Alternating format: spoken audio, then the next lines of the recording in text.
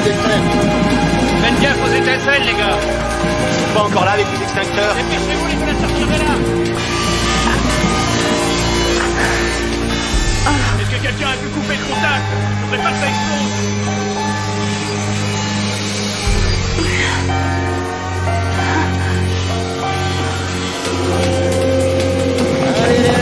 Allez-y, on sait jamais, il est toujours à l'intérieur. Centrez-vous sur le moteur. Ouais, c'est bon, encore un peu. On n'aura pas les désincarcérés au moins. C'est bon, les gars, on y est. C'est pas vrai, c'est Kathleen de Maillot du bureau du procureur. Elle a perdu beaucoup de sang. Elle a dû sectionner l'artère de l'avant-bras gauche. Vous pouvez m'aider, inspecteur? Madame de Maillot. Elle revient. Madame de Maillot. Madame, vous m'entendez? Vous savez, vous avez beaucoup de chance, Madame de Maillot. Quelques bonnes contusions, aucune fracture. Comment vous sentez-vous? J'ai mal au bras. Vous vous êtes blessé à l'avant-bras. On est en train de vous faire une transfusion.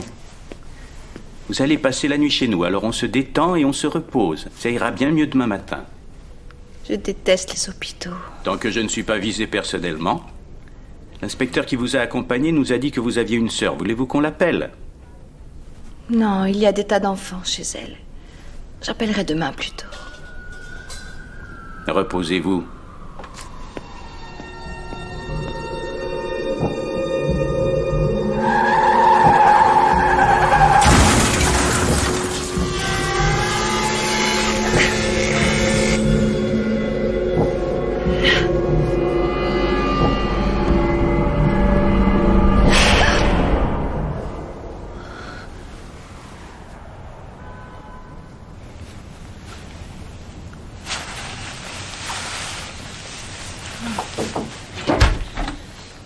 Bonjour, Madame de Maillot. Comment allez-vous? En pleine forme. On en viendrait à se demander pourquoi les professionnels de la santé ne font plus de saignées. Qui vous dit qu'on n'en fait plus? Je suis le docteur Hailey. Donc c'est ça, un hôpital? Eh bien, c'est-à-dire oui et non. Vous êtes à la maternité de Westlake, adjacente à l'hôpital. Une maternité? Je ne suis pas enceinte pourtant. Ils étaient à court de lit au moment où vous êtes arrivé hier soir. J'espère que la chambre est à votre goût. Oui, absolument. C'est encore mieux que dans les hôtels où j'ai pu aller. C'est fait exprès. Le confort joue un grand rôle dans le travail qu'on fait ici. J'espère que vous ne le prendrez pas mal. Est-ce que je peux partir? Oh, vous êtes pressé? Je n'aime franchement pas les hôpitaux. Moi non plus. Madame de Maillot... Je vous en prie. Cathy. Cathy. Si je suis là, c'est pour vous parler de vos analyses de sang. Comme aucun nom de gynécologue n'était inscrit sur votre fiche, le laboratoire m'a demandé de regarder les résultats. Je sais où vous allez en venir. Il semble que j'ai hérité de ma mère le don de faire une hémorragie chaque mois au moment où j'ai mes règles. Est-ce que vous savez que ça peut être traité par une simple intervention? Ça s'appelle... Oui, je sais. Un curetage. Je ne suis pas certain que vous compreniez à quel danger votre état vous expose si vous ne faites rien. Dr. Hailey, je ne veux pas être irrespectueuse, mais j'ai vécu comme ça jusque-là, alors je m'en occuperai un jour. Mais j'ai de très bonnes raisons pour attendre. Dans ce cas, nous allons organiser votre sortie. On vient vous chercher? Je vais appeler ma sœur. Bien. J'aimerais vous revoir pour un contrôle dans 2 ou 3 jours pour m'assurer que votre numération globulaire s'est stabilisée. Là, je suis d'accord.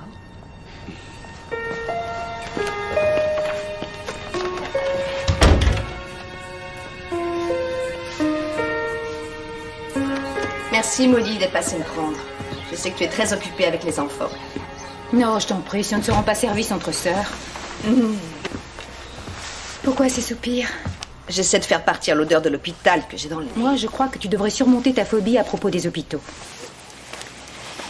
On voit bien que tu es la maman de 4 beaux enfants en pleine santé dont tu as accouché sans difficulté. Excuse-moi, j'aurais pas dû. C'est pas grave. Et si tu prenais une petite semaine de congé histoire de récupérer et de te reposer? Je suis sûre que ton bureau peut se passer de toi quelques jours. Je n'ai pas besoin de me reposer. J'adore mon travail, j'adore la charge de boulot qu'on me donne. Cathy, tu es une bonne avocate, mais tu te sers de ton travail pour enterrer ta vie de femme. Ça, c'est faux. J'ai une très belle vie privée. Tu n'as rencontré personne depuis que John est mort. Laissons ça, tu veux? Ça va faire 2 ans. Je sais bien que ça fait 2 ans. C'était mon mari, tu n'as quand même pas oublié. Katia, enfin, tu es encore assez jeune pour tomber amoureuse et avoir une famille telle que toi et John en rêviez. Mais que veux-tu que je fasse? Pour commencer, il suffirait que tu vendes cette maison. Je n'ai aucune envie de la vendre. J'adore cet endroit. C'était la maison de John. Et aussi longtemps que tu y vivras, tu seras incapable de faire ton deuil. Je n'ai pas envie de faire mon deuil. J'ai envie de me rappeler de ces embrassades, de ces réflexions. J'ai envie de me rappeler chaque moment qu'on a vécu ensemble. C'était un mari adorable et un homme d'exception. C'était un mariage réussi. Combien de femmes pourraient en dire autant? Pas des masses. Il faut que je passe prendre Jennifer plus tôt que d'habitude. Elle a une répétition de danse. Cathy, est-ce que tu essaieras au moins de te tenir tranquille pendant plusieurs jours? Je t'en donne ma parole. Parfait.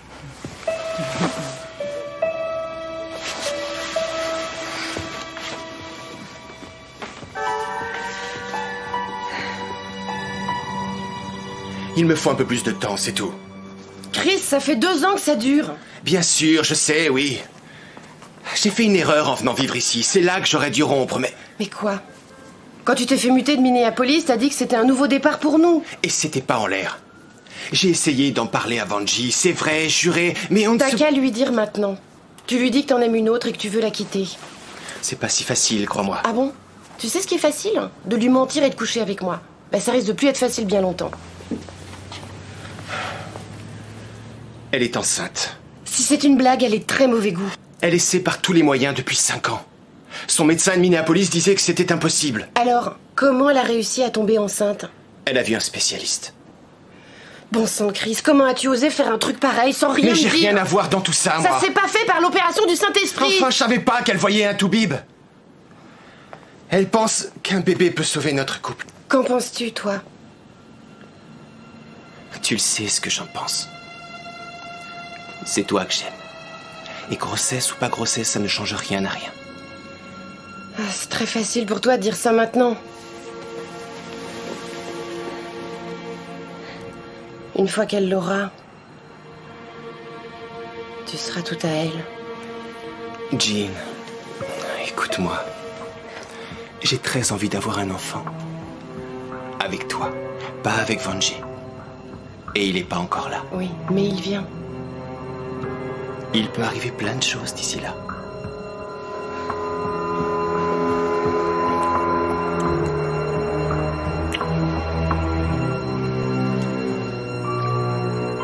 Tu n'as rencontré personne depuis que John est mort. Tu seras incapable de faire ton deuil. Mais je ne veux pas faire mon deuil. Je veux me rappeler chaque moment qu'on a vécu ensemble. C'était un mari adorable et un homme d'exception. Promets-moi de te remarier, Kathleen. Ça ne va pas être facile de te succéder.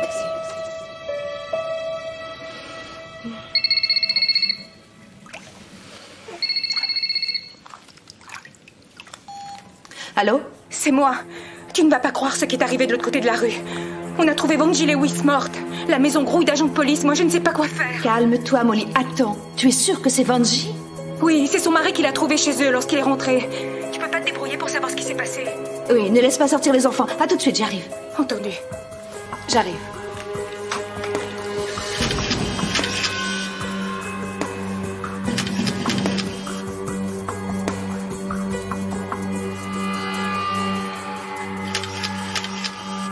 On a trouvé quelqu'un qui fouinait. Qu'est-ce que tu fais là? Et tes journées de congé à la trappe? Ça n'est qu'une rumeur. Continue. Dis-moi, tout va bien? Et le décès remonta? Je dirais 12 heures, voire 15. Elle est très rigide. De toute évidence, elle est également enceinte d'à peu près 6 mois. 7 mois. Ça ressemble à un suicide. Seulement, elle a son manteau et des chaussures aux pieds. Donc elle s'apprête à sortir et ensuite quoi? Elle décide de se suicider? Peut-être qu'elle vient juste de rentrer. Non, j'ai aussi pensé à ça, mais on a eu plein de neige fondue hier soir. Et il n'y a aucune trace sur les semelles. Elle a laissé un message? Non, non, ni message, ni lettre, rien du tout. Elle a épousé un pilote il y a 5 ans. Il attend à côté. Voilà une femme qui est enceinte. Elle se met à la déco de la chambre du bébé. annonce la nouvelle à tout le monde et décide de fêter l'événement en s'envoyant un cocktail au cyanure. Ça signifie que vous n'êtes pas acheteur, Shirley. Quelque chose me dit qu'on nous prend pour des blaireaux. Peut-on interroger le mari? Oui, amène-le-nous, Shirley. Oui. Et ces brûlures au coin des lèvres? Ça, c'est le cyanure. Soit ça a coulé pendant qu'elle buvait, soit en voulant recracher, mais trop tard. Là, on a un verre, mais pas trace d'un récipient qui aurait contenu le cyanure. Il s'agit donc pas d'un suicide, mais on en saura plus quand on aura vu les canalisations. Monsieur Lewis, je vous présente Kathleen de Maillot du bureau du procureur qui a d'autres questions à vous poser. Ici? Je sais que c'est pénible pour vous, j'ai connu votre femme. Elle m'a été présentée il y a 1 an chez ma sœur Molly. Oui, je connais Bill et Molly. Vous pouvez regarder dans la pièce et nous dire si tout est à sa place. Regardez aussi votre épouse. Vous ne voyez rien d'anormal dans sa coiffure, dans ses vêtements? Non, rien. Rien du tout. Quand l'avez-vous vue pour la dernière fois, monsieur Lewis? Avant-hier soir, j'avais un vol vers la côte. Quand êtes-vous arrivé chez vous? Ça fait 1 heure. Avez-vous parlé à votre femme ces 2 derniers jours? Non. Dans quel état d'esprit était-elle avant votre départ? Vanji s'inquiétait de voir qu'elle prenait du poids. Elle avait très peur de faire une fausse couche. Écoutez, j'ai déjà répondu à ces questions. J'aimerais appeler les parents de Vanji. Allez-y, j'ai fini.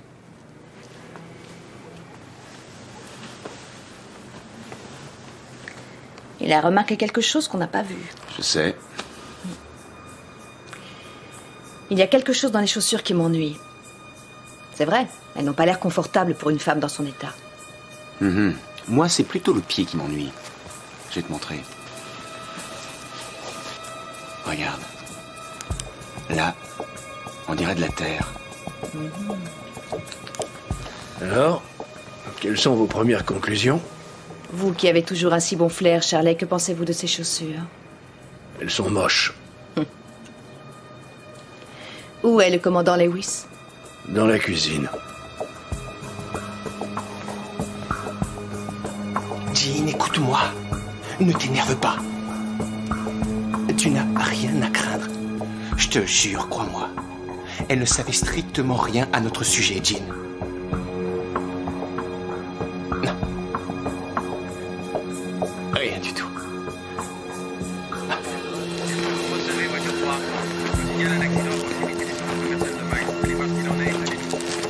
Je vais recommander à Alex de nous détacher sur l'enquête sur le champ.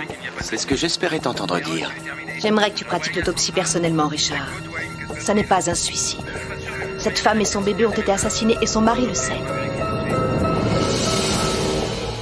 Ce qui ne fait aucun doute, c'est que Chris Lewis cache quelque chose. C'était écrit sur son visage. Il était mal à l'aise, tourmenté, mais pas la moindre peine. Et j'en ai vu des gens qui avaient perdu un être cher. Oui, il m'a donné l'impression d'une espèce de comédien. Vous, qu'avez-vous, Richard? Aucun doute, c'est du cyanure. Mort instantanée. Cependant, la bouche et la gorge de la victime présentent des brûlures, ce qui est incompatible avec la thèse du suicide. Tenez, je vais vous expliquer. On va imaginer que ce verre contient du cyanure qui s'est dissous. C'est la quantité qu'elle a ingurgitée. Et pour provoquer les brûlures qu'elle avait sur les lèvres et au menton, il a fallu qu'elle en renverse ou qu'elle en recrache pas mal. Elle a pu en prendre une seconde dose. Non, parce que c'est instantané. C'est sûr, Alex, elle en a bu une gorgée, elle a renversé ça. Pourtant, la quantité de liquide qu'on a trouvé sur le lit est tout à fait négligeable. Et le verre était vide. Aucune trace de cyanure n'a été découverte ailleurs dans la maison. Non. Où se l'est-elle procurée? Il y a autre chose. J'ai entendu Lewis parler au téléphone et je suis certaine de l'avoir entendu dire « elle » ne savait strictement rien à notre sujet, Jean. Oh. Parfait. Alors nous sommes d'accord et nous écartons donc la thèse du suicide. Donc, Charlie, vous allez vous renseigner sur ce monsieur Lewis. Tâchez de voir qui est cette Jean. Quant à vous, allez peut-être voir son médecin, pensez à lui demander de vous parler de son état physique et mental. Je m'occupe de ça. Je connais son médecin, c'est le docteur Edgar Hiley. C'est lui qui m'a vu quand j'étais à Westlake. Je dois le revoir de toute façon. Très bien. Tenez-moi au courant du rapport d'autopsie. Entendu. Parfait. Pas trop vite, Bruce. Voilà, c'est très bien. Et maintenant, on va t'amuser. Je suis avec tante Cathy. C'est son père tout craché. Je n'arrive pas à croire qu'il soit déjà si grand. Dans un an, je l'inscris à l'école. J'aurai enfin un peu de temps à moi. Je croyais que Bill voulait en avoir un autre. Si Bill en veut un autre, il le fera sans mon concours. Oh, c'est pas vrai, mais c'est Cathy. Lise, mais est-ce que tu es belle? Non, c'est toi qui es belle. Moi, je ressemble à ma mère. C'est pas vrai, Lise. Et toi, c'est Mademoiselle Emma. Regarde-moi ce beau regard qu'elle a. Oh, merci, c'est un vrai miracle, cette petite. Le docteur Hailey est le gynéco-obstétricien de Lise. Tu connais le docteur Hailey? Ah, c'est lui qui me suit. Il fait des miracles. D'ailleurs, c'est grâce à lui que j'ai pu avoir Emma. Un vrai petit ange. Bon, j'ai une séance d'aérobic. Et si on se retrouvait pour déjeuner? Je te téléphone. Quelle belle petite. Comment se fait-il qu'elle soit brune? Lise et Jim sont plutôt blonds, non? Lise dit que c'est le facteur qui est brun. En tout cas, je te garantis qu'elle a eu du mal à tomber enceinte. Et figure-toi que c'est moi qui ai conseillé à Vangie Lewis de voir le docteur Hailey pour un petit coup de pouce, après que Lise a eu Emma. Molly, tu les as bien connus, toi, Chris et Vangie Lewis. Je crois que leur mariage battait de l'aile. Qu'est-ce qui te fait dire ça? Dans les soirées, ils n'étaient jamais ensemble tous les deux. Elle parlait beaucoup de retourner dans le Minnesota. Moi, ce que je ne saisis pas, c'est qu'une femme qui a eu tant de mal à être enceinte décide tout à coup de sauter la vie. Et puis, il y a l'aspect financier. Ça coûte les yeux de la tête. La facture de Hailey, paraît-il, salée. Bruce, arrête, s'il te plaît. C'est chacun son tour, comme à la maison. Alors, s'il te plaît, sois gentil ou on rentre. Pardon, je m'appelle Cathy de Mayo du bureau du procureur. Je viens voir le docteur Edgar Hailey. C'est au sujet de Vangie Lewis. Que savez-vous sur Vangie Lewis? Je l'ai appelée chez elle hier pour confirmer un rendez-vous. La police m'a annoncé l'horreur. La veille, elle était ici parmi nous. Ça m'a fait un choc. Ça, je veux bien le croire. Et vous êtes? Edna Burns, réceptionniste et comptable. Le docteur Hailey gère un grand établissement avec peu de monde. Lui prend soin des corps, le docteur Fujito, notre psychiatre, prend soin des têtes. Quant au reste, c'est moi qui m'en occupe.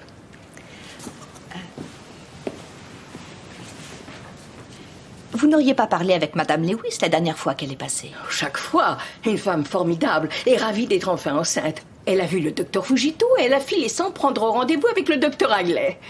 Vous n'auriez pas remarqué les vêtements qu'elle portait? Toujours la même tenue, une robe assez large et des mocassins. Des mocassins? Les seules chaussures qu'elle ait jamais portées. Je l'appelais Cendrillon. Elle perdait tout le temps la gauche comme la pantoufle de verre. Elle n'avait pas épousé un prince charmant, pourtant, hélas. D'ailleurs, la dernière fois, il... Edna? Ah, docteur Hailey, je vous présente la collaboratrice du procureur. Madame de Mayo a passé la nuit avec nous il y a 2 jours. Kathleen de Mayo. Oh, je vous présente mes excuses, madame. Je n'avais pas fait le rapprochement. C'est rien, ce n'est pas grave. Et... Venez, je vous en prie. Toutes mes excuses pour le comportement d'Edna. Elle est très efficace, mais elle a tendance à s'intéresser d'un peu trop près à la vie privée des patients.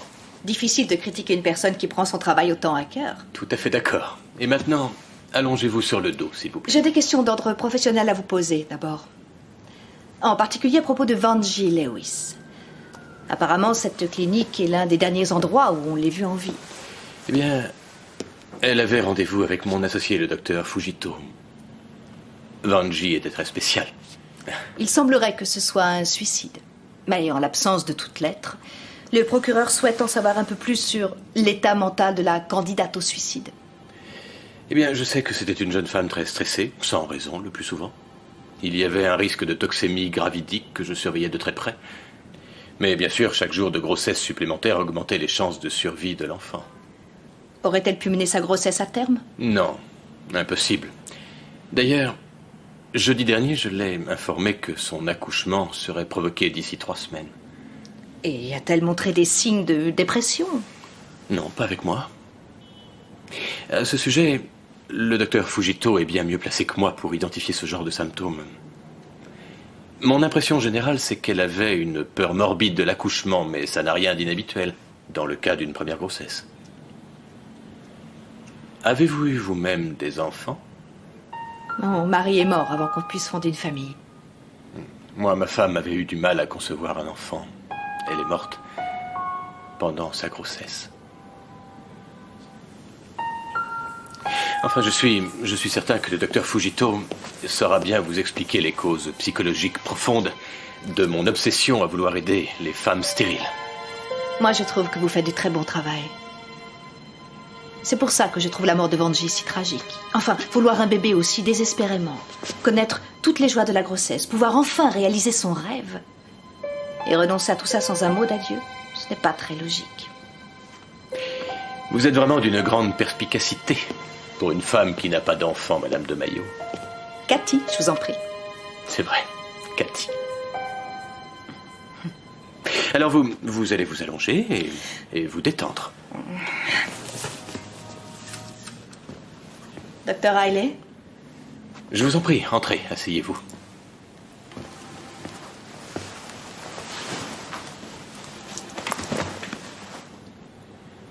Avez-vous déjà été enceinte? J'ai fait une fausse couche. C'était peu avant que mon mari découvre son cancer. Eh bien, il ne fait aucun doute que c'est votre état qui est à l'origine de votre fausse couche. Et si jamais vous désirez avoir un enfant un jour et éviter une hystérectomie, il faut procéder rapidement à un curetage. J'entends comme un mauvais présage. C'est clairement le cas. Vous êtes dans un état bien plus grave que vous ne le croyez. Écoutez-moi, je consulte mon agenda et je vous appelle dès que j'arrive à me libérer. Je peux vous programmer pour samedi. Vous pourrez reprendre le travail dès lundi. C'est pas facile de vous dire non. Je vous attends donc vendredi soir à 6h. Vous prendrez 4 comprimés par jour. Un toutes les 4 heures pour vous préparer à l'intervention. Il est vraiment important de n'en oublier aucun.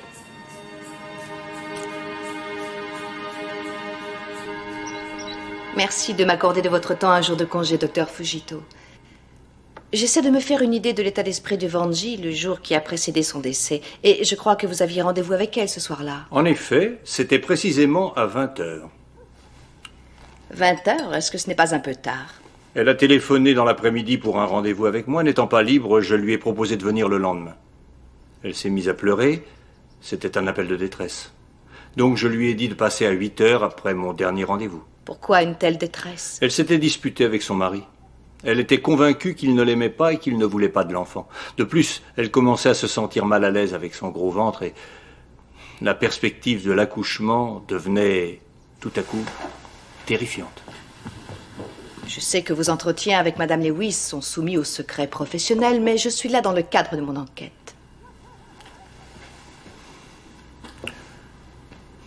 Madame Lewis m'a dit qu'elle était persuadée que son mari était amoureux de quelqu'un d'autre. Elle le lui a dit et a menacé de transformer la vie de cette femme en enfer lorsqu'elle saurait qui c'était.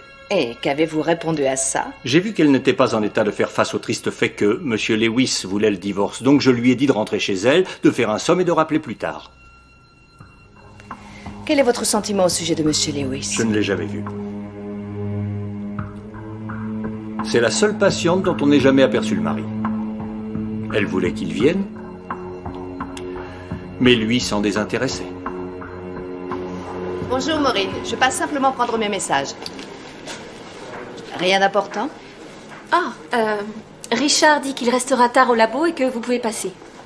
Et j'ai eu Edna Burns au téléphone. Elle aurait quelque chose d'important à vous donner, à propos de Vanji Lewis. Alors je lui téléphone. Non, elle ne veut pas parler à son travail. Elle viendra ici demain pendant sa pause déjeuner. Elle était tellement nerveuse que je me suis sentie obligée d'accepter le rendez-vous. Et j'ai repoussé votre déjeuner avec le juge Curtis à jeudi prochain. Bravo, vous êtes la meilleure. Merci Maureen. Je n'arrête pas de penser à Vanji Lewis en train de boire son verre de poison. J'en ai des frissons dans le dos. Cette histoire me rend folle. Tâche de te calmer, Edna, s'il te plaît. Oh, j'ai la rage. Cette pauvre jeune fille si douce. C'est lui qui l'a réduite au désespoir. Il n'est pas question qu'il puisse s'en tirer comme ça. Qu'est-ce que tu fais? Je lui téléphone. Il faut bien que quelqu'un fasse quelque chose. Je ne crois pas que ce soit une bonne idée. C'est très risqué, tu ne crois pas? Non, ça m'est égal. C'est criminel. Allô? Je sais tout sur vous et sur votre autre femme. Il n'y a vraiment pas de quoi être fier. Qui est à l'appareil? C'est Edna Burns, Je travaillais avec le médecin de Vanjie. Et je voulais vous dire que j'ai pris rendez-vous avec Madame de Maillot demain et que je vais lui raconter tout ce que je sais de vous.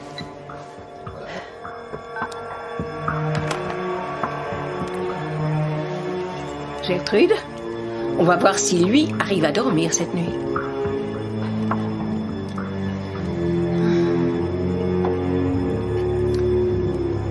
Hailey pense que Vanjie avait peur de l'accouchement, mais il s'en est remis à Fujito. Fujito avait peur de trop en dire, mais encore plus peur de ne rien dire. Mobile? Je n'en vois aucun. Il faut que j'en parle avec Alex. Alors toi, qu'est-ce que tu as? Bien, je viens juste de commencer, mais... J'ai trouvé des petites fibres blanches sur son manteau, ainsi que des cheveux. Les fibres viennent sans doute d'une couverture. D'autre part, comme on le voit sur les photos, elle était en partie recouverte d'un dessus de lit en chenille. Il m'en faudra un échantillon pour une comparaison. Ensuite, quant à ces taches, là, il s'agit en effet de terre, mais aucune trace sur les chaussures. Donc elle arrive chez elle, change de chaussures et elle se suicide. La réceptionniste de Westlake dit qu'elle l'a toujours vue porter les mêmes mocassins. Elle s'en souvient parce que Vanjie n'arrêtait pas de perdre l'un des deux. Le gauche, oui. Comment sais-tu ça? Approche, tu vas voir. Cette entaille au pied gauche est postérieure à la mort. Pas de trace de cicatrisation. Donc, elle est peut-être morte dans un autre lieu et ensuite, on l'aurait déposée sur son lit. Peut-être bien. Mais la façon dont le sang s'est coagulé dans le corps indique qu'elle était allongée dans la position où on l'a trouvée depuis le moment où elle a avalé le cyanure.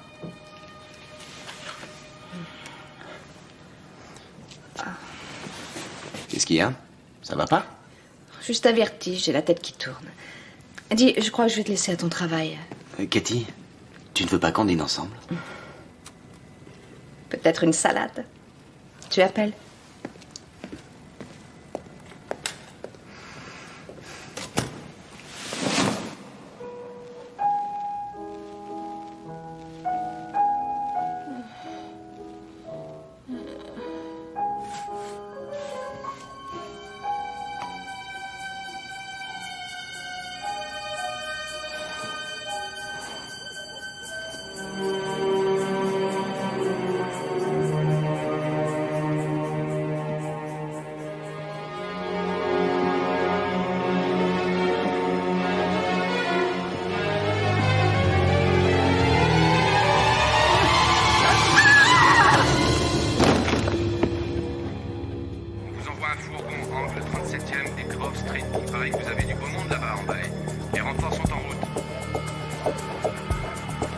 Cause de la mort, un coup violent à la tête, à première vue.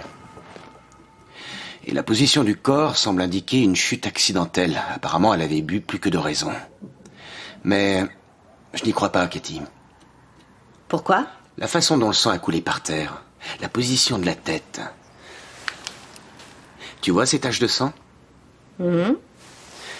Alors, moi j'ai l'impression qu'on l'a frappé dans son fauteuil et que c'est la violence du coup qui l'en a éjecté. L'agresseur voit le radiateur et la repositionne. Donc, quelqu'un est venu pour la tuer. Elle a parlé à Chris Lewis hier, d'après la voisine. Elle l'aurait menacé de tout dire aujourd'hui. Et où est-elle, la voisine? Gertrude Fitzgerald. Elle est dans son bungalow de pâté de maison, complètement sonnée. Avez-vous relevé des traces d'effraction? On pourrait faire jouer les serrures avec une carte de crédit. Mais non, celui qui a fait le coup est passé par la fenêtre de la chambre. Aucune trace. Il n'y a pas de loquet aux fenêtres, mais on a une empreinte de pas qu'on va exploiter. Ce ne serait pas un vol? Non. On a tout mis sans dessus-dessous pour que ça en ait l'air. Il n'y a rien qui ait de la valeur ici. Tenez, regardez. Il y a bien des bijoux, mais la plupart, c'est du toc. J'ai l'impression qu'elle devait être très seule, cette femme.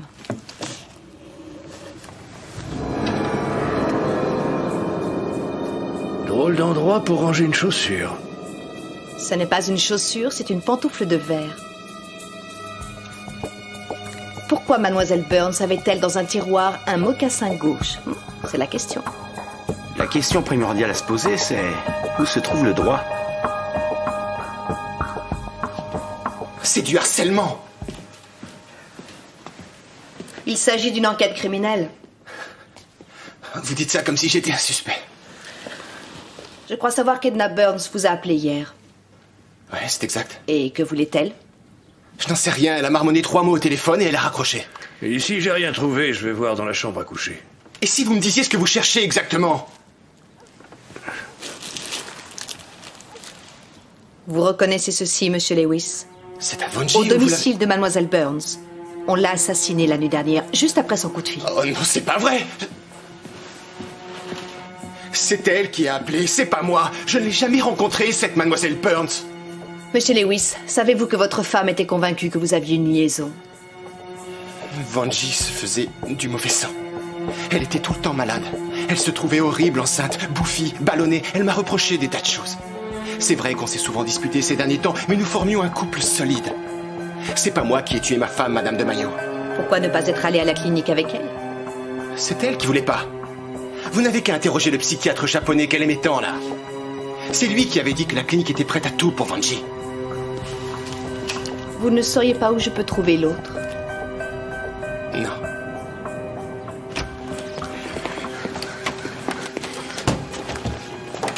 Vous savez, Charlie, j'ai l'impression que ce garçon dit la vérité. À propos de quoi? Oui, je comprends. La vraie question, c'est... Pourquoi Edna Burns avait-elle ce mocassin? Et comment l'a-t-elle eu? Je sais pas, mais je crois qu'elle avait l'intention de me le donner. Vous êtes mal? Ça va pas? Non, un truc de femme, c'est tout. C'est marrant. Je ne vous vois jamais comme une femme. Je vous vois toujours comme un gars de l'équipe. Je ne savais pas que Vonji se doutait de quelque chose. Je voyais qu'elle allait mal, mais... Ils sont au courant pour moi?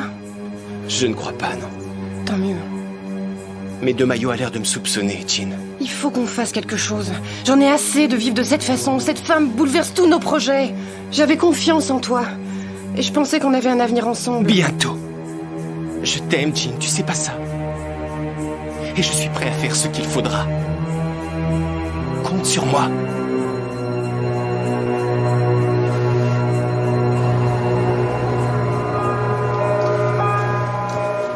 Je me suis permise de vous refaire du café. Arôme vanille. Vous êtes formidable. Maintenant, rentrez chez vous. Essayez de vous reposer un peu. On ne vous paie pas assez pour rester si tard. À vrai dire, je préfère être ici. C'est vrai que plus je travaille, plus j'adore ça. Ça me donne envie de reprendre mes études en visant la maîtrise. Vous feriez une bonne avocate. Ça m'étonne que vous n'ayez pas fait de droit. Je n'étais pas vraiment prête. J'adore travailler ici, en tout cas. J'aime vous aider dans les petits détails. D'accord. Donc, nous savons que Vonji Lewis ne s'est pas suicidé. J'ai parlé à ses médecins de Westlake, Hailey et Fujito.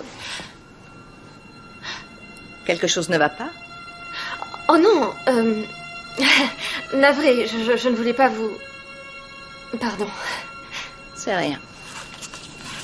Pour autant qu'on sache, Fujito est la dernière personne à l'avoir vu en vie. Alors je veux absolument tout savoir sur lui le plus rapidement possible. Donc, contactez l'association des médecins de la vallée, l'ordre des médecins, et j'ai entendu dire qu'il avait fait du bénévolat à l'hôpital de la Pinède. Je veux le maximum de renseignements, où il a fait ses études et tout ce que vous pourrez récolter. Tenez. Vous ne voulez pas que je voie quelqu'un à Westlake? Non. Personne à la clinique ne doit savoir que j'enquête sur lui. Oh, Maureen, vous commencerez demain matin. C'est un ordre.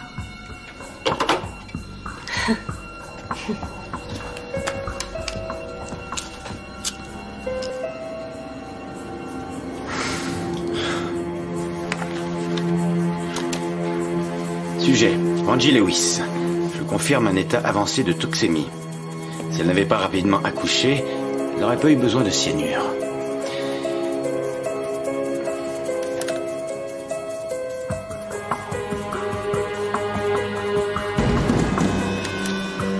Je commence l'autopsie du fœtus. Lewis a menti sur la date de son arrivée. En principe, il devait être de retour le matin où on a trouvé sa femme. Son avion a eu des ennuis de moteur, ils ont déchargé les passagers à Chicago et tout l'équipage est revenu ici. Il était bien de retour la veille du meurtre. Un sale menteur. Et il y a mieux, nous connaissons la petite amie. C'est une hôtesse de l'air qui s'appelle Jean Morton. Elle n'était pas de service, elle, ce soir-là. Faites-la venir demain. Très bien. Et autre chose? D'après le relevé téléphonique de la famille Lewis, madame a passé des millions de coups de fil dans le Minnesota. On est en train d'éplucher les numéros. Bien. Ah, j'ai découvert pourquoi Chris Lewis était aussi contrarié que sa femme soit enceinte. Le bébé n'était pas de lui. Quoi? Le fœtus que j'ai trouvé dans son ventre est de type asiatique. Vous êtes sûr? Je procède à des tests, mais je jouerai ma réputation sur ce coup. Une petite amie cachée, une épouse qui lui laisse une belle assurance vie, et en plus qui porte le bébé d'un autre homme. Ça fait 3 excellentes raisons qui fournissent un mobile. Cathy est au courant? Non, elle n'était pas à son bureau, mais je vais l'appeler. Je la préviens sur son portable.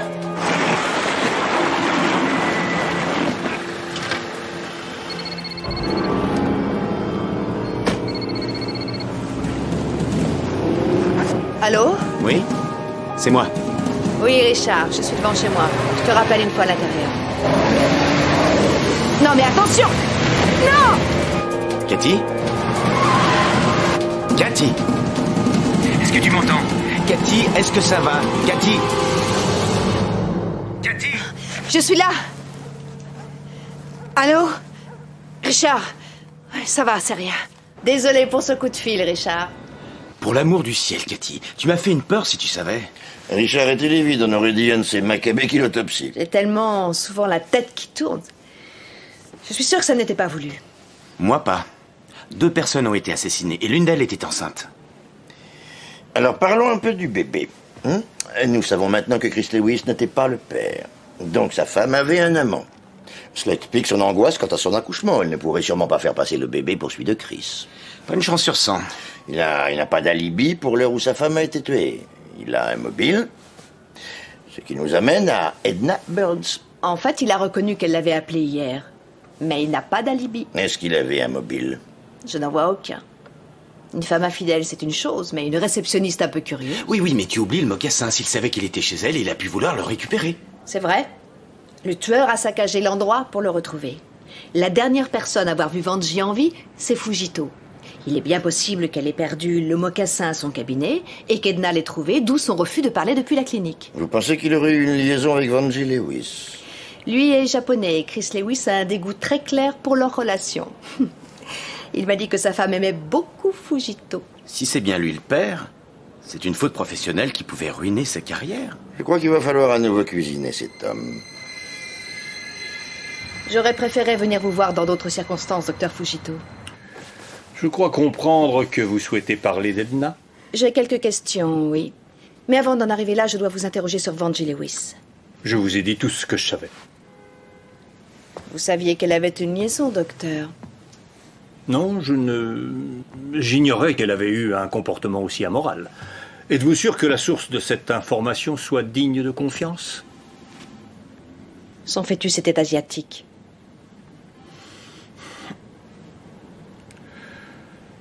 Madame de Maillot, j'espère que vous saisissez toute la gravité de ce que cela implique. Je mène une enquête sur un meurtre, docteur Fujito. Je dois recourir à toutes les preuves matérielles à ma disposition pour... Qu'y a-t-il? J'ai des vertiges. Je vous donne un peu d'eau. Détendez-vous. Respirez bien à fond. Tenez, buvez, madame. Madame de Maillot.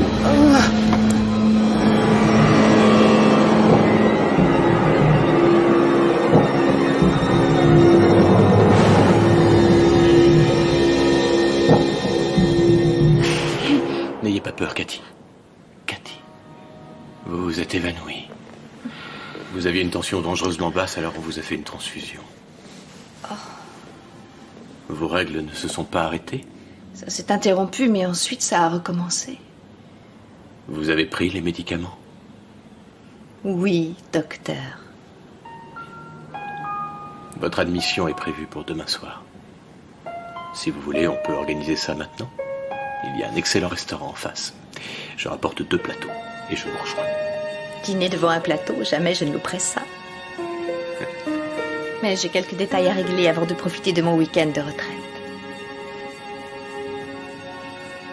À demain soir, alors. Le nom du docteur Fujito n'apparaît nulle part, ni à l'ordre des médecins, ni à l'association des médecins de la vallée. Et là, j'attends un coup de fil de l'université du Massachusetts où il a fait toute sa médecine. Vous êtes très forte, Maureen. Merci, mais C'est l'enfance de l'art. Asseyez-vous une seconde.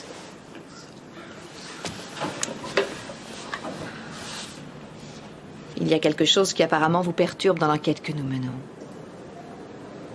Voulez-vous me dire de quoi il s'agit? Je me suis fait avorter à Westlake. Par le docteur Riley.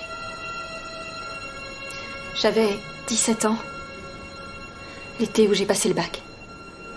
Je suis vraiment désolée, Maureen. C'est l'affaire Vangie Lewis qui m'a amenée à y repenser plus que d'habitude.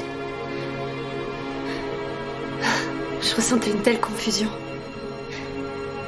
Et c'est le docteur Fujito qui m'a persuadée de le faire.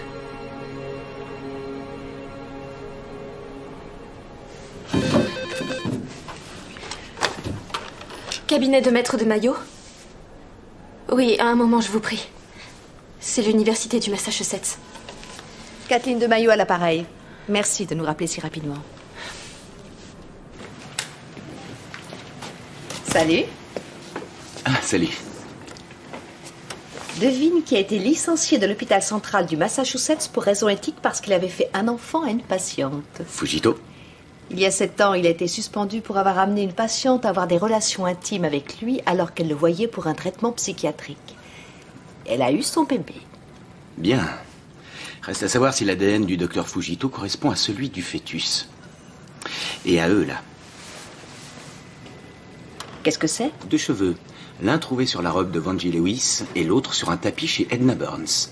On a procédé à des dizaines et des dizaines de prélèvements aux 2 endroits. Ce sont les seuls qui correspondent. Charlie nous dégotera un cheveu appartenant à Fujito. Que dirais-tu d'un hamburger et d'une bière? Le pub n'est pas loin.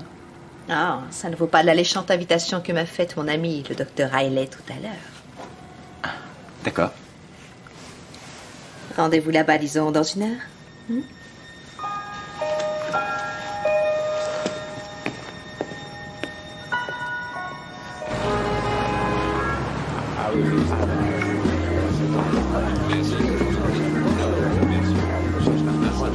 Oh. Une autre, s'il vous plaît. Bonsoir. Bonsoir.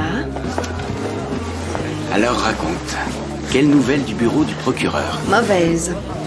Chris Lewis et sa petite amie ont disparu. Où se sont enfuis? On ne sait pas. On est en train de faire peur à tout le monde. Fujito a quitté l'hôpital au trot et Charlie a essayé d'avoir un mandat pour rentrer chez lui quand je suis partie.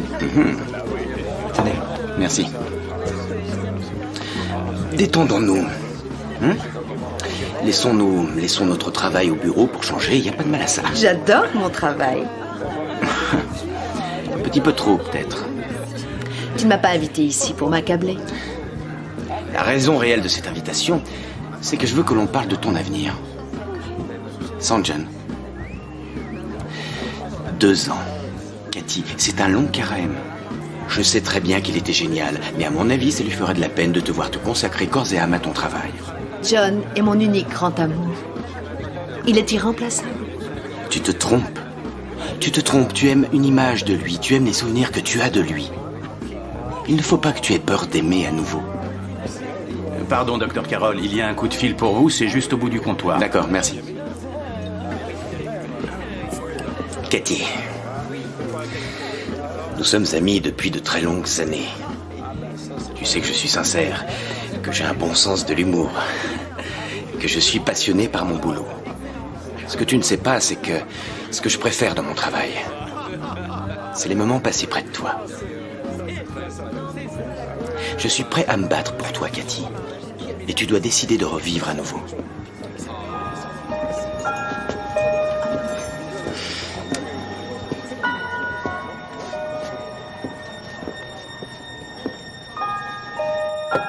Docteur Fujito, vous êtes là? C'est la police.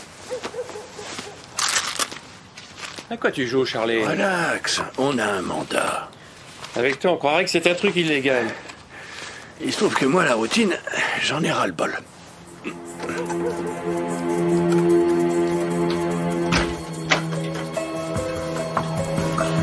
Alice! Y a quelqu'un?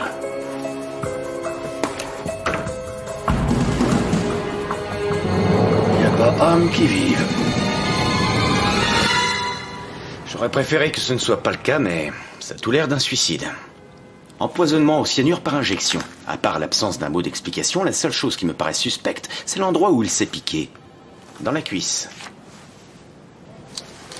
Donc, le médecin a une liaison avec une patiente, lui fait un enfant, la tue pour sauver la face, tue Edna Burns parce qu'il a trouvé le mocassin, se rend compte qu'il va se faire prendre, alors il se suicide. C'est une façon de voir les choses. Mais vous n'êtes pas d'accord? Non.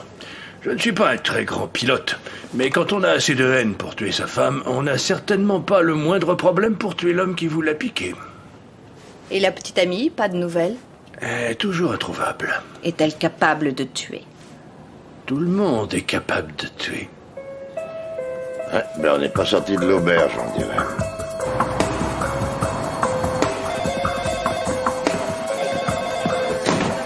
On perd notre temps.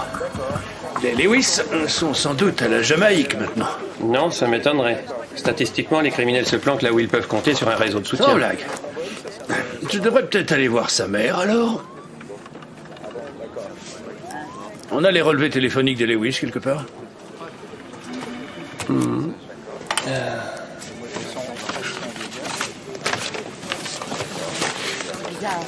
va voir quel numéro elle appelait le plus dans le Minnesota.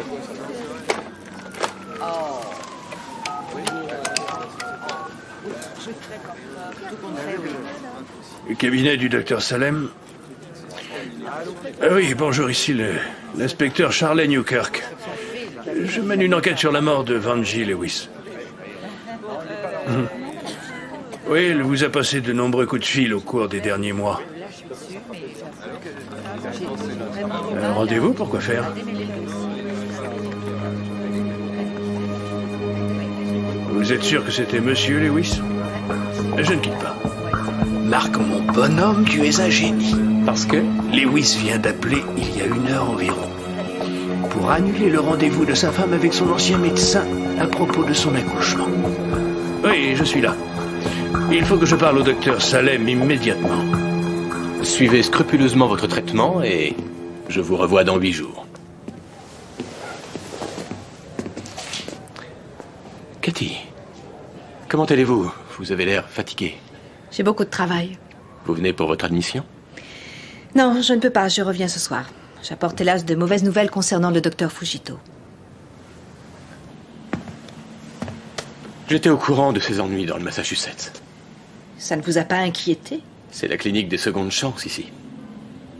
Il a épousé cette idée à cause de son passé. Je n'aurais jamais imaginé que ça se reproduirait ici. Nous commençons à croire qu'il ne s'est peut-être pas suicidé. Que pouvez-vous me dire quant à sa relation avec les Lewis? Il adorait Vanjie. D'ailleurs, pour autant que je sache, il n'a rencontré Chris Lewis qu'une seule et unique fois. La rencontre s'est bien passée? Pas du tout, non. Ils ont eu une altercation à propos des soins que Vanjie recevait chez nous. Il y a même eu des menaces. Il a clairement fait comprendre qu'il ne voulait pas d'enfant. Le docteur Fujito jugeait la relation du couple irréparable. Il m'a même dit qu'il aurait conseillé une séparation si elle n'avait pas été enceinte. Ça vous ennuierait de me confier le dossier de Vanjie? Ah, non, ça ne pose pas de problème. Il est là-haut. Voici un dossier exhaustif de sa prise en charge chez nous. Quant au dossier des patientes du docteur Fujito, c'est au juge qu'il faut les demander. Bien sûr. Ça m'arrive tout le temps. Tenez, maintenez en compression jusqu'à ce que ça s'arrête. Merci. Ne vaudrait-il pas mieux que vous restiez là et qu'on procède à votre admission? La sécurité publique passe avant. Est-ce que je dois m'inquiéter pour ma propre sécurité? C'est-à-dire en attendant que toute l'affaire soit réglée? Ne faites pas de bêtises. Laissez-nous nous en charger.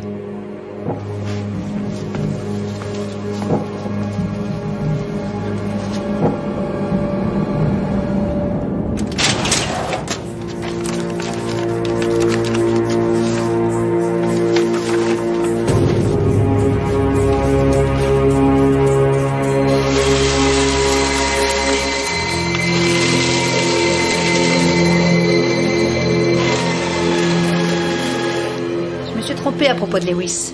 Lui et Fujito se sont bien rencontrés. Et pour ne pas être mêlés à la mort de Vanji, ils ont tous les deux menti.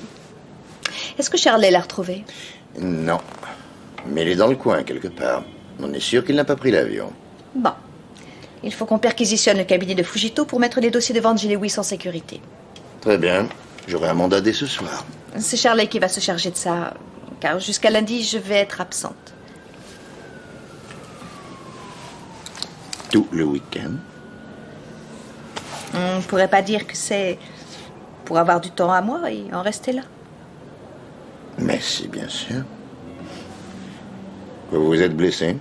Non, c'est une simple coupure. Mais c'est incroyable, ça n'arrête pas de saigner. Alors soignez-vous. Merci. Bon week-end. Vous aussi.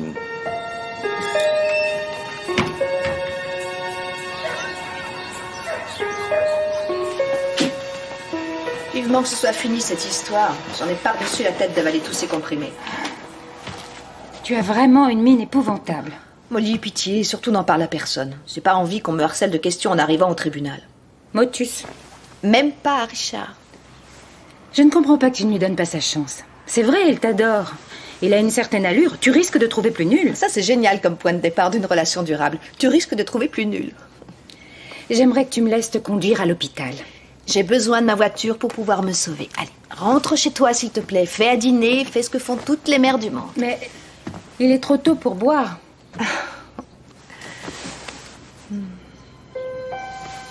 Je t'appelle à l'hôpital. D'accord.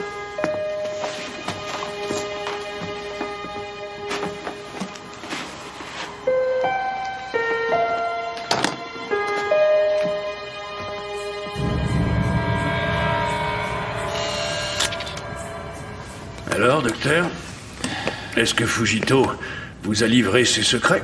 C'est pas lui qui s'est piqué.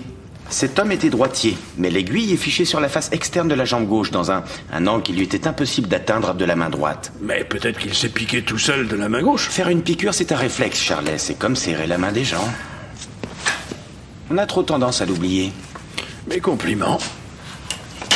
Mais y a-t-il des indices sur le suspect? Aucun. Rien à dire. Je viens d'avoir une gentille conversation avec le docteur Salem du Minnesota. Et vous savez qui il devait accoucher? Vanji Lewis? Oui. Il a été son médecin. Toute sa vie, il l'a même mise au monde. Et d'après lui, son enfant, elle avait la frousse de l'avoir ici. Elle devait repartir 24 heures après qu'on l'ait tuée. Ensuite, j'ai eu droit à une explication fouillée qu'on peut résumer comme ça. Il est convaincu qu'elle n'avait aucune chance de tomber enceinte. Ah oui, pourquoi? Vous lui demanderez vous-même. Il était attendu en chirurgie. Il vous téléphonera demain matin. Alors, votre avis, docteur? Eh bien, on en saura plus quand l'ADN de Fujito aura parlé. Et en attendant, maintenant, on va tout reprendre à zéro. Avec Vanji Lewis.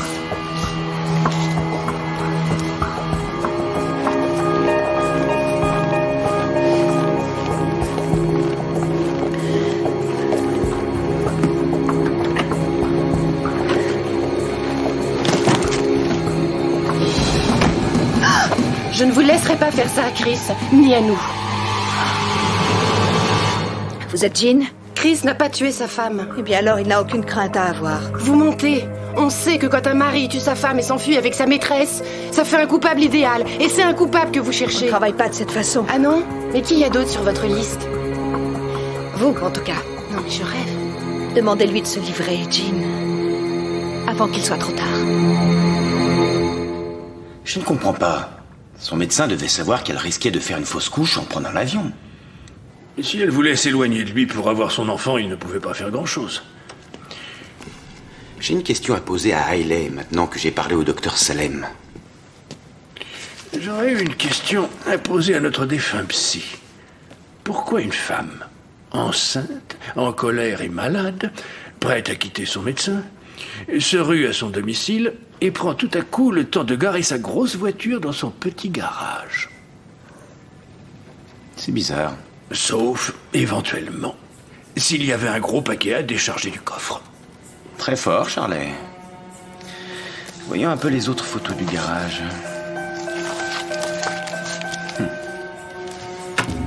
C'est ça. Je mettrais ma main à couper qu'il y a des traces de la peau de Vanji là-dessus. Vous voulez qu'on l'embarque? Non, pas encore. J'ai une idée. Bon. Surtout, vous restez décontracté, Molly. Vous n'oubliez pas que vous êtes morte. Ça me donne la chair de poule d'interpréter le rôle de notre pauvre cher Vanji. Sans doute, oui, je comprends. Allons-y, Charlie. Chris Lewis, il fait 1m76, donc il va falloir que vous vous baissiez d'environ 10 cm. Voilà, ouais, parfait. Alors, depuis là où vous êtes, vous tournez vers la porte. Non, c'est trop bas. On réessaie. Juste un petit peu plus haut cette fois. Là. Aïe! C'est ça. L'assassin de Vanji Lewis fait plus d'1m76. Presque la même taille que vous.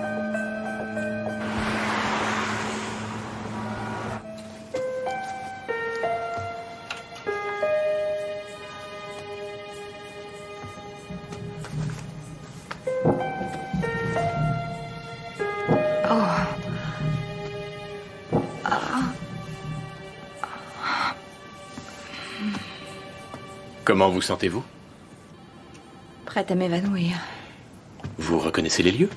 Oui, j'y ai passé la nuit lundi dernier. Pardon de ne pas être plus sentimentale, j'ai fait d'affreux cauchemars toute la semaine. Oui, je comprends. Laissez-moi prendre votre attention.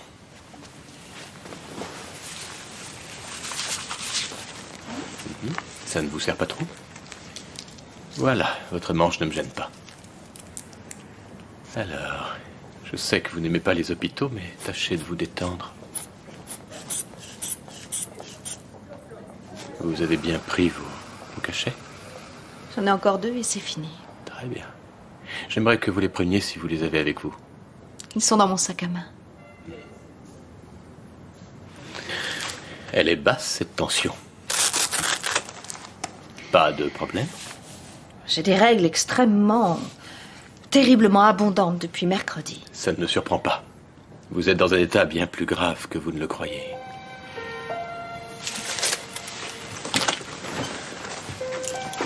Une infirmière viendra vous faire une prise de sang. Toutes mes excuses. Mais vous êtes à la diète ce soir. Ce n'est pas grave, je n'ai pas faim de toute façon. Je repasserai vous voir. Très bien. Reposez-vous en attendant.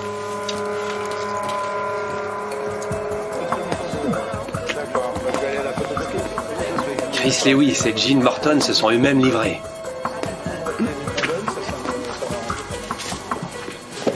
J'ai pas besoin d'avocat. Moi, j'ai rien à cacher. C'est vous qui avez tué votre femme, monsieur Lewis? Non, c'est pas moi. Mais ce que je sais, c'est que si elle est morte avant lundi midi, elle ne s'est pas suicidée à la maison. Moi, je suis arrivé avant midi. Et il n'y avait personne.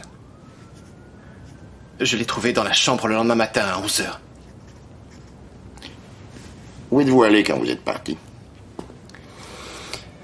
Dans un motel.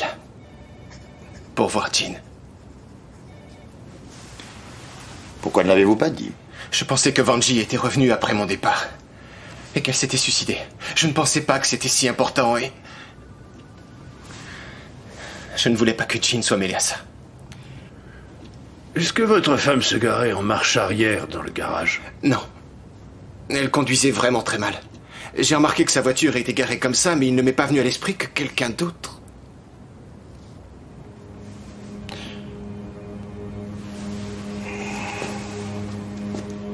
Pourquoi vous êtes disputé avec le docteur Fujito?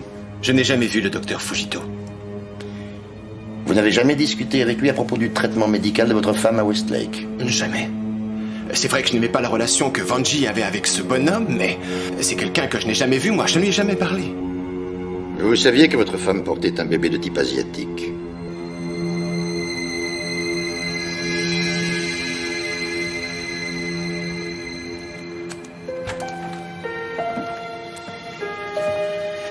J'ai bien peur que vous soyez obligé d'interrompre votre travail pendant l'intervention. J'ai l'impression de sécher les cours. Je n'ai pas eu un week-end de libre depuis que j'ai commencé chez le procureur. Ouais.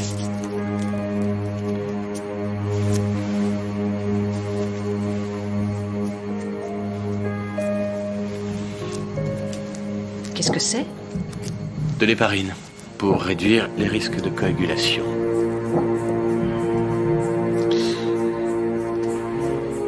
Et maintenant, repos total. Vous êtes en de bonnes mains. Ça va très bien se passer, vous verrez.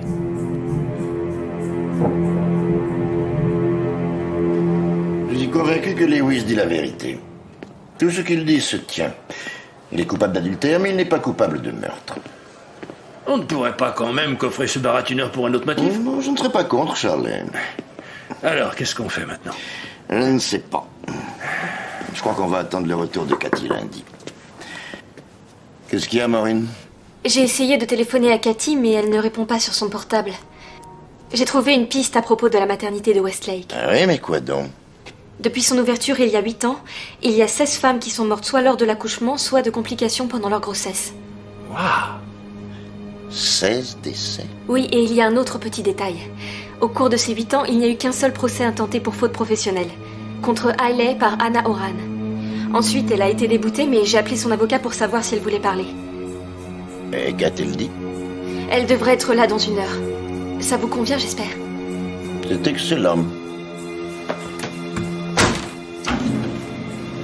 Allô, la chambre de Kathleen de Maillot, s'il vous plaît. Madame de Maillot? Madame de Maillot?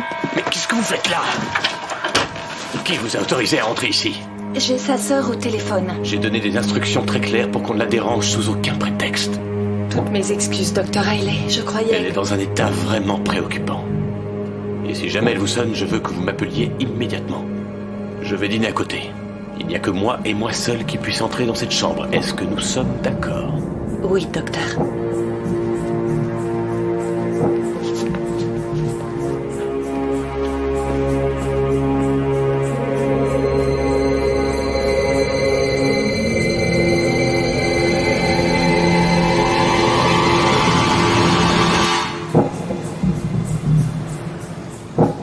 Monsieur le procureur Mierson, inspecteur Newkirk, je vous présente Anna Horan.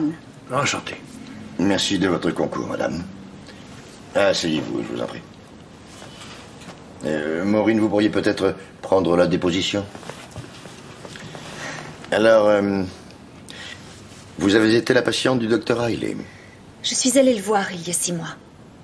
J'étais enceinte. Mon mari est étudiant en 2e année de droit. On s'en sort plus ou moins bien avec mon maigre salaire. J'ai décidé de me faire avorter. Je ne voulais pas. Mais je savais qu'on n'avait pas les moyens de se permettre d'avoir un bébé. D'après les comptes rendus d'audience du procès que vous avez intenté, le docteur Hailey a pratiqué l'intervention et après ça, vous avez soudain eu des remords et vous avez cherché à le culpabiliser. Ah non, ça c'est faux. Il m'avait dit de revenir le lendemain. Ce que j'ai fait. Alors il m'a conduite dans un bloc opératoire de l'hôpital. Et il a disparu. J'étais sûre. J'étais sûre de vouloir garder cet enfant, quels que soient les sacrifices qu'on aurait à faire. Et lorsqu'il est revenu, je lui ai dit que je ne voulais plus avorter. Aucune réaction. Il m'a poussée en arrière sur la table en me disant de me tenir tranquille. Y avait-il quelqu'un d'autre dans la pièce? Non. J'ai essayé de me sauver, mais il a réussi à me faire une piqûre. Ensuite, je ne sais pas ce qui s'est passé, mais à mon réveil, je me trouvais sur un brancard. Et une infirmière m'a dit que c'était fini et que je devais me reposer. Donc vous ne vous rappelez pas du tout l'intervention? La dernière chose dont je puisse me rappeler, c'est que j'essayais de me sauver. Je voulais aussi sauver mon petit bébé. Oh, je voulais garder mon petit bébé. C'est exactement ce qu'il a fait avec moi.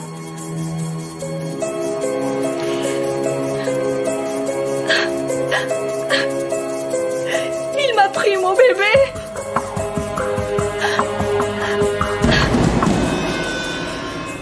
Nous nous sommes donc intéressés au mauvais médecin. Origine du cyanure, les gants chirurgicaux pour éviter les empreintes, le mocassin. Ça paraît tenir la route. Quel mobile pour le meurtre de Vanjie Lewis? C'est peut-être caché dans ses dossiers quelque part. Il nous faut donc un mandat de perquisition dès ce soir. Et il faut aussi trouver Cathy. Elle a peut-être des informations sur Hailey. Vous êtes bien chez Cathy? Je ne suis pas là, mais laissez-moi un message et je vous rappelle. Cathy, c'est Richard. Écoute, l'ADN des cheveux qu'on a trouvé ne correspond pas à Fujito. Mais l'empreinte du meurtre d'Edna Burns correspond, elle, à une paire de chaussures anglaises qui coûtent très cher et qu'on trouve pratiquement qu'en Europe. Donc j'ai enquêté sur Hailey. Devine où il a fait son internat? À l'hôpital Christ de Londres, où apparemment il a été un brillant médecin, investi corps et âme dans la recherche prénatale. Mais on l'a renvoyé quand il s'est fait prendre pour avoir fait des expériences sur des fœtus humains avortés. Oui, tu as bien entendu. Là, je pars pour le bureau d'Alex maintenant. Alors si tu as ce message, surtout appelle-moi d'urgence. Et pourquoi tu coupes ton portable?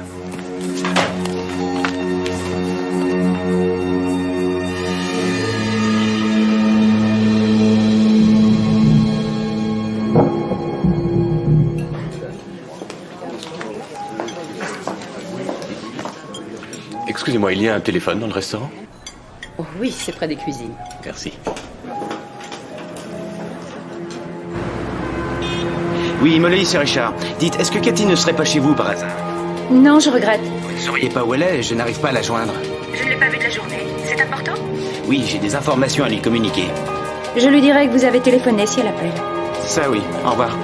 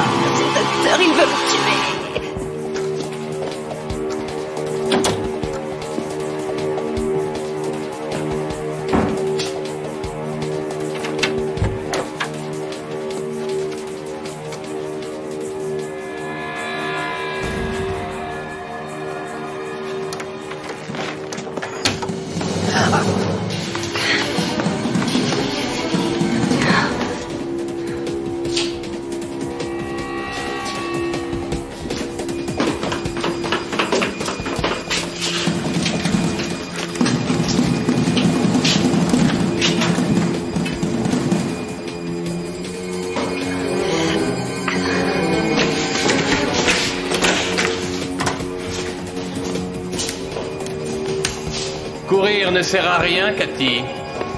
Vous êtes gravement malade. Vous ne vous en rendez pas encore compte, mais vous perdez tout votre sang.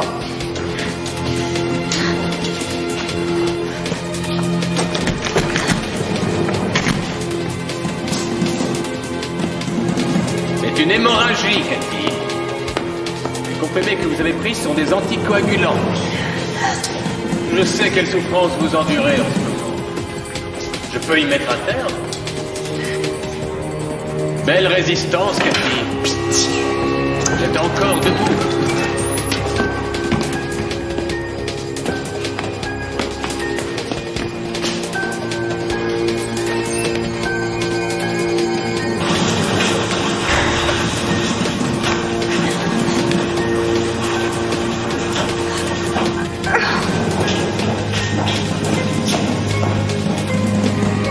Saignez de plus en plus.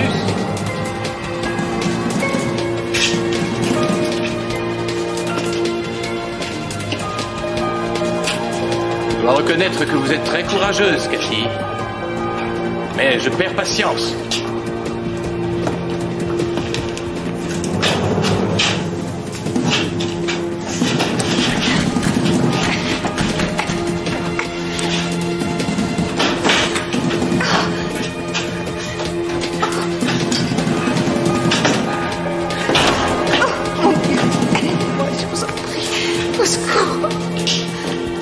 Il n'y a absolument aucune issue, Cathy. La course s'arrête ici.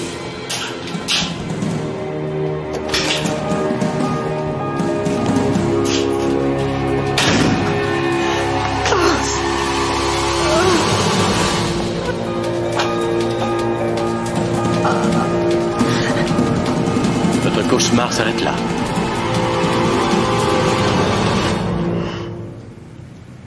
Vous m'avez bougrement facilité la tâche. Dans un moment, je ferai mes visites avec une infirmière et vous aurez disparu. L'angoisse de l'intervention, votre peur des hôpitaux. On pensera que vous êtes rentré chez vous. Le gardien vous trouvera au petit matin et les faits s'imposeront d'eux-mêmes. En pleine hémorragie, désorienté, vous avez tragiquement erré jusqu'ici en perdant votre sang. Pourquoi vous en prenez-vous à moi? Le destin. Votre apparition à Westlake fut un coup de malchance. Je vous ai vu à la fenêtre ce soir-là, et vous aussi, vous m'avez vu. Je savais que vous étiez sous sédatif et quelque peu déboussolé, mais qu'un jour ou l'autre, vous finiriez par retrouver la mémoire. Non! Non! Vous avez tué Vanjie Lewis. Je n'avais pas le choix. Elle était dans tous ses états. Son corps était en train de la lâcher. Vous allez boire ce verre maintenant, ça vous calmera. Merci. Je ne pouvais quand même pas laisser les choses se faire. Il a fallu que je la porte et je ne me suis aperçu qu'elle avait perdu une chaussure qu'une fois arrivée chez elle. Comme vous le savez, Vanjie n'était pas très heureuse en mariage. La liaison de son mari me fournissait l'occasion rêvée de maquiller sa mort en suicide. J'ai laissé quelques traces de cyanure pour amener la police scientifique sur cette piste. On conclurait forcément au suicide. Et de toute façon, le seul qui aurait pu vouloir la tuer, c'était son mari. Mais enfin, vous êtes médecin. Vous êtes là pour aider vos semblables. Aider mes semblables. Avez-vous une idée de ce que j'ai pu accomplir par mon travail? Les femmes qui viennent à moi n'ont aucun espoir d'avoir un enfant. Je transforme leur désespoir en espoir. J'exauce leurs prières, je leur donne la vie. C'est ce que vous avez fait pour Edna Burns? Edna Burns était insignifiante. Elle a trouvé le mocassin de Vanjie. C'était une menace. J'ai dû m'en débarrasser. Elle est facile à remplacer, comme le docteur Fujito. Et comme tous ceux qui menacent de saboter mon travail. Moi, je travaille. Vous tuez. Qui vous autorise à parler de tuer? Moi, je suis invité à tuer tous les jours par des jeunes filles qui ignorent la valeur du miracle qu'elles portent dans leur ventre. J'ai placé un fœtus avorté, conçu dans l'ignorance, dans le ventre d'une femme stérile. Ainsi, j'ai créé la vie, là où il n'y avait que la mort. Oh mon Dieu! Non. Pas Dieu. Moi. Vous savez ce que ça veut dire? Avez-vous conscience des bénéfices que l'humanité entière pourra tirer de mes recherches sur le seul système immunitaire? Chirurgie du cœur, accident vasculaire, transplantation d'organes, il n'y aura plus de phénomène de rejet. Alors pourquoi est-ce si secret? Et vous êtes une femme intelligente, mais vous êtes pétrie des mêmes principes moraux affreusement archaïques que le reste de l'humanité. Et je ne laisserai aucun de vous émettre de jugement sur moi.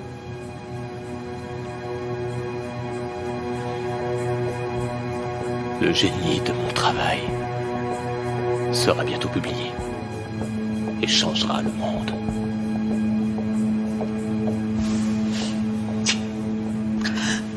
Mais seulement quand je le déciderai. Vous êtes un monstre.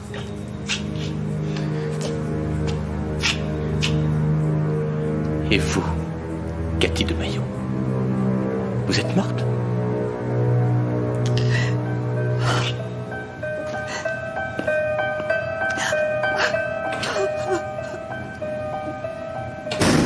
C'est un château de cartes.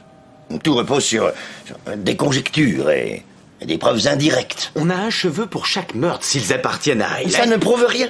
Il travaillait avec les victimes et il traitait Vangie Lewis. Le premier avocat venu vous dira qu'ils ont pu les lui piquer à son cabinet. Et il y a aussi l'empreinte. Mais ça aide de savoir que c'est la sienne. Mais enfin, soyons sérieux. C'est quelqu'un de mondialement connu. On ne doit pas débarquer dans sa clinique en l'accusant de meurtre sous prétexte qu'il a été impliqué dans un sombre scandale voilà une dizaine d'années. 16 femmes sont mortes chez lui lors de leur accouchement. Oui. 16 sans parler de sa propre femme. Enfin, voyons, Alex. Faire des expériences sur des fœtus avortés, ça change radicalement la nature de l'enquête, non? Il y a quelques heures, tous les indices accusaient Chris Lewis et ensuite Fujito. Tous les deux avaient une raison de vouloir tuer Vangie Lewis. Question. Quelle est celle de Hailey?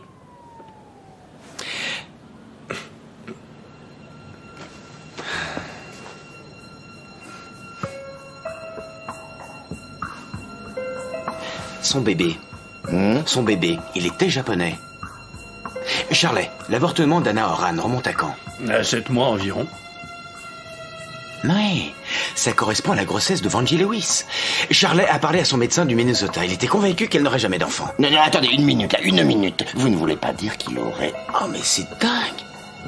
Il a pris l'enfant de cette femme et il l'a mis dans Vangie Lewis. Quoi, c'est possible?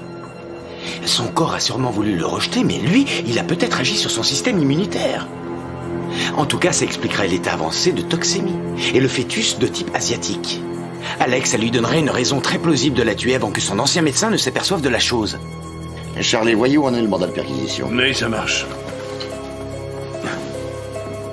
J'espère que vous vous mettez le doigt dans l'œil, Richard, mais sinon, c'est un sacré rebondissement.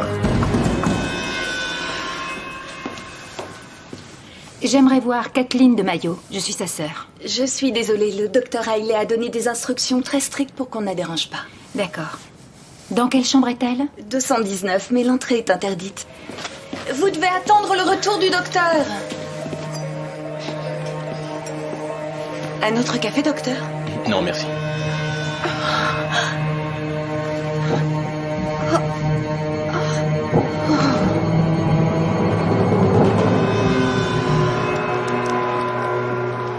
Il y a un problème, mademoiselle?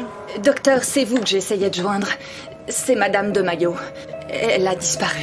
Comment ça a disparu? Je suis sa sœur. Je suis venue lui rendre visite, mais votre infirmière ne sait pas où elle est. Je l'ai cherchée dans tout l'étage, elle est introuvable. Votre sœur a une peur pathologique des hôpitaux et... peut-être est-elle simplement partie. C'est vrai qu'il est possible qu'elle soit partie.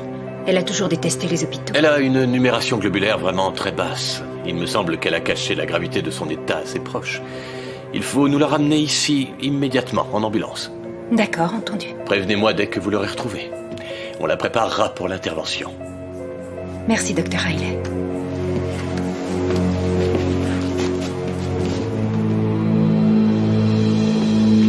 Pas question de l'avoir avant demain, ce fichu mandat. C'est la tuile. Moi, je crois qu'il faut quand même aller lui parler. Vous savez bien que ce serait une erreur. Si Hailey est coupable, on ne peut pas le prévenir qu'on est sur sa piste. Il faut attendre demain pour faire ça dans les règles. Non, laissez, c'est le mien. Oui, ici Richard. Attendez, Molly, du calme, voyons, du calme. Mais quel médecin? pars tout de suite pour Westlake. Cathy a été admise à la clinique tôt dans la soirée, et là, elle a disparu. Vanjie est morte la nuit où Cathy se trouvait à Westlake. Je sais qu'elle est en danger là-bas. Il faut appeler des renforts. Il y a belle lurette que c'est fait.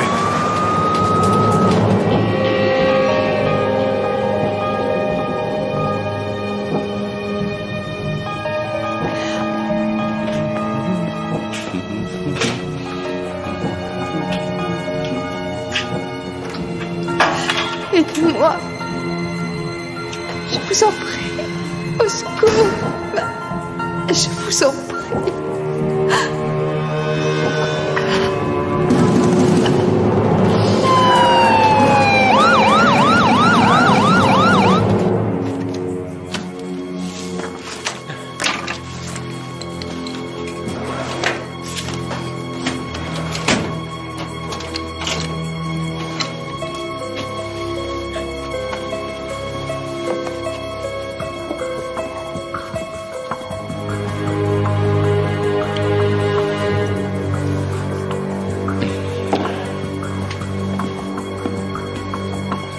Fais un saut chez moi, mademoiselle, qu'on m'appelle dès qu'on aura des nouvelles de Madame de Maillot. On vous téléphonera, docteur.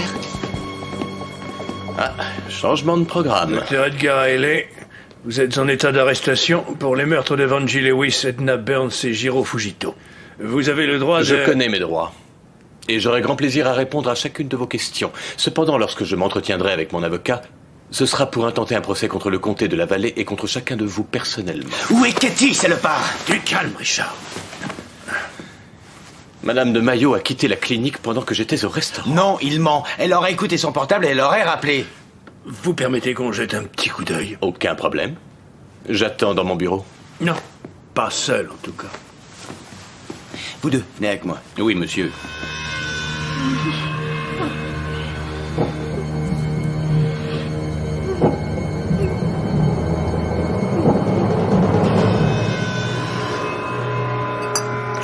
Pourquoi des gants, inspecteur?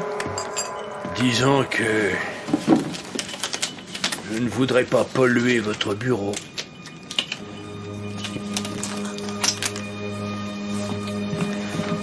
Cathy? Madame de Maillot?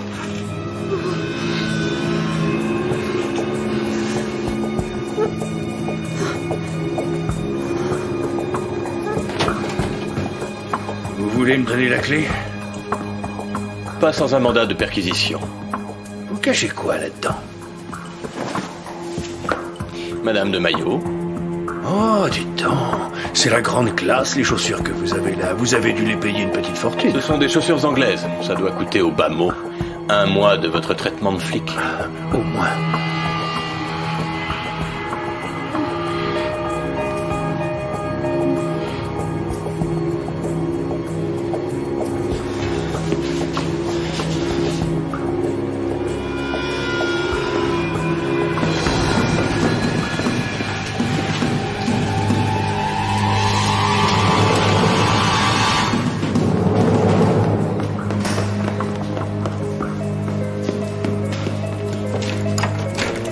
Cathy? Tu m'entends?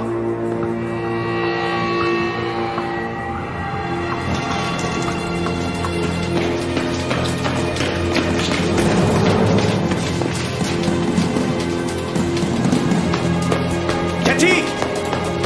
Cathy? Cathy?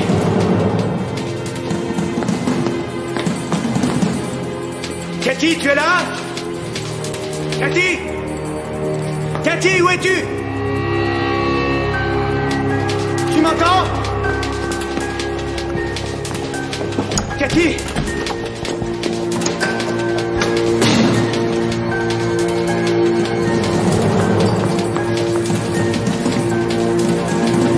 Oh, c'est pas vrai. Cathy! C'est pas possible, Cathy. Qu'est-ce qui t'a fait? Tiens bon.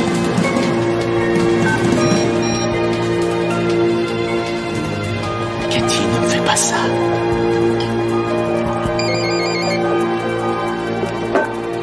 Oui. Est-ce qu'elle est en vie? Bien joué, Richard. Oui. Transportez-la en haut, ça leur facilitera la tâche.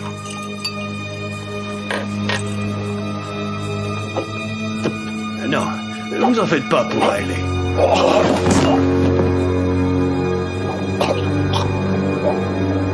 Il vient juste d'avouer.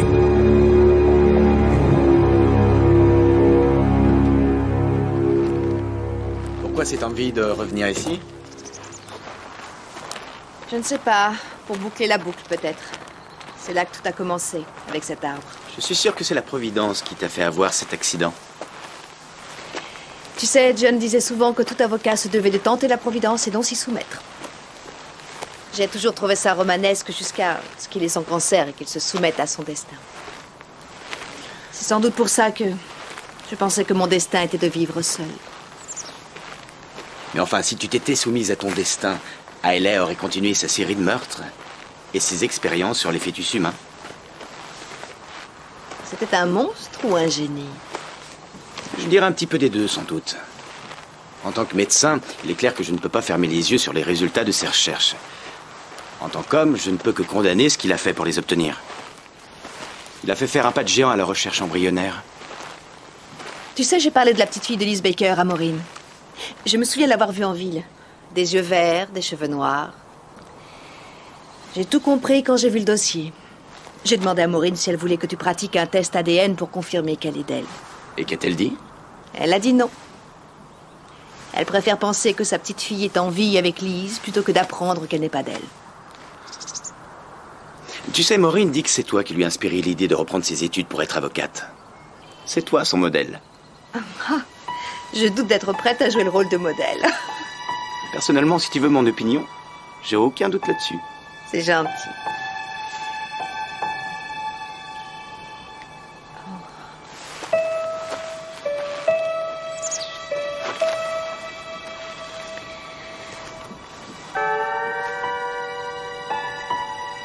Elle est à toi? Oui. Ça date de notre voyage de noces à Hawaï avec John.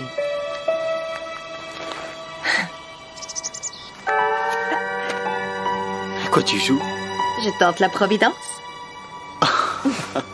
Bien.